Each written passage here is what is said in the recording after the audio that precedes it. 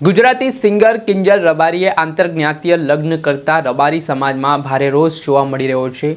Social મીડિયાના માધ્યમથી રબારી સમાજના આગેવાનોની પ્રતિક્રિયા પણ સામે આવી રહી છે, જેમાં તેઓ સ્પષ્ટ નારાજગી દર્શાવતા નજરે પડી રહ્યા છે। ત્યારે ફરી એકવાર કિંજલ રબારીનો વધુ એક વિડીયો સામે આવ્યો છે, જે વિડીયોમાં તેઓ ગૃહમંત્રી હર્ષ સંઘવી અને વિધાનસભાના અધ્યક્ષ શંકર ચૌધરી પાસે મદદની ગુહાર કરી રહ્યા છે અને તેમને ધાકધમકી આપવામાં આવતી હોય તેવા આક્ષેપો કરતા તેમણે કહ્યું છે કે જે લોકો આવું ધાકધમકી આપવાનું કામ કરી રહ્યા છે તેમની સામે તેઓ લીગલી એક્શન હવે લેવાના છે। શું મામલો છે, હવે શું વાત તેમણે કરી છે, વિગતે વાત કરીએ। વૈષ્ણવજન તો તેને કહીએ જે પીડ પરાઈ જાનાને રે। દર્શક મિત્રો, નવજીવન ન્યૂઝમાં આપનું સ્વાગત છે। ગુજરાતમાં આંતરજ્ઞાતીય લગ્નનો વિવાદ છે તે વકર્યો છે। થોડાક સમય પહેલાં ઘણા જાણીતા ગુજરાતી કલાકારો દ્વારા અન્ય સમાજના લોકો સાથે લગ્ન કર્યા અને તેના કારણે આ મામલે સમાજમાંથી વિરોધનો સૂર પણ ઉઠ્યો। ભૂતકાળમાં ઘણા ગુજરાતી સિંગરો દ્વારા આ પ્રકારે અન્ય સમાજમાં લગ્ન કરતા વિવાદ સર્જાયો હતો।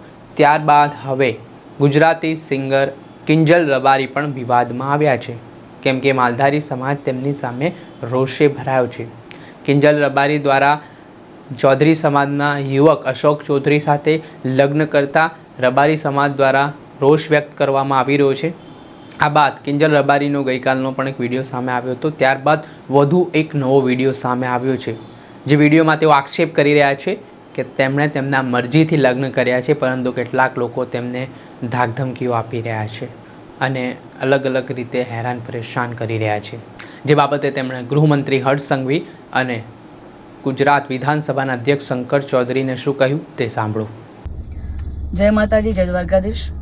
કાલે જ મેં એક વિડીયો અપલોડ કરેલો, જેમાં મેં જણાવેલું કે મેં લગ્ન કરી લીધા છે। મારી રાજી ખુશીથી હું એમના જોડે રહું છું, એમના જોડે આવી છું। છતાં પણ અમુક લોકોએ સોશિયલ મીડિયામાં વિરોધ કરવાનું ચાલુ કર્યું છે, ધમકીઓ આપવાનું ચાલુ કર્યું છે, મારી નાખીશું, ઉપાડી જઈશું, બરાબર। તો મને એ નથી સમજાતું કે જ્યાં સુધી હું સમાજનું નામ રોશન કરી રહી છું, જ્યાં સુધી હું મારા ઘરે પૈસા કમાઈ રહી છું, જ્યાં સુધી હું એમના માટે કંઈક કરી રહી છું, ત્યાં સુધી હું બધાને સારી લાગુ છું। જ્યારે મેં મારી લાઈફ માટે એક ડિસિઝન લીધું છે, એમાં હું ખોટી થઈ જાઉં છું, ખરાબ થઈ જાઉં છું, બરાબર। અને એને લઈને ઘણા બધા લોકોએ એવું બી મૂક્યું છે, સમાજવાળાઓ લોકોએ, કે ભાઈ અમે દીકરીઓને ઇન્સ્ટાગ્રામ, ફેસબુક બધું યુઝ કરવાનું બંધ કરાવી દઈશું।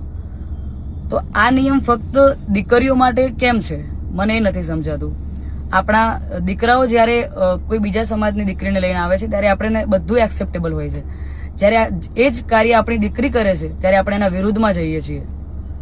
તો મને એવું લાગે છે કે અત્યારે તમે એકતા કરી રહ્યા છો, બહુ સારી વાત છે કે સમાજ એકતા કરે છે, પણ તમે લડવામાં નહીં, સમજવામાં એકતા કરશો તો વધારે સારું રહેશે।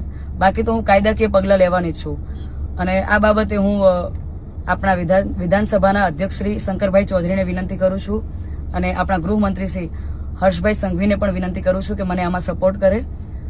અને બાકી તો આપણે કાયદાકીય રીતે લડવાની તૈયારીમાં છીએ।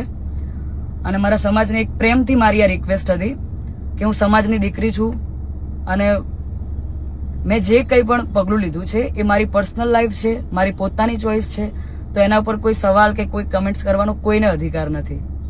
જય માતાજી, જય દ્વારકાધીશ। આપણે સાંભળ્યા હતા કિંજલ રબારી। હાલ તેમનું જે નિવેદન સામે આવ્યું છે સોશિયલ મીડિયા પર, આ વિડીયો ફરી એકવાર વેગવાન બન્યો છે અને કારણે અનેક પ્રકારની ચર્ચાઓ પણ જોવા મળી રહી છે। દર્શક મિત્રો, આવા જ નવા વિડીયો સાથે આપણે માહિતગાર કરતા રહીશું, એટલે નવજીવન ન્યૂઝ જોતા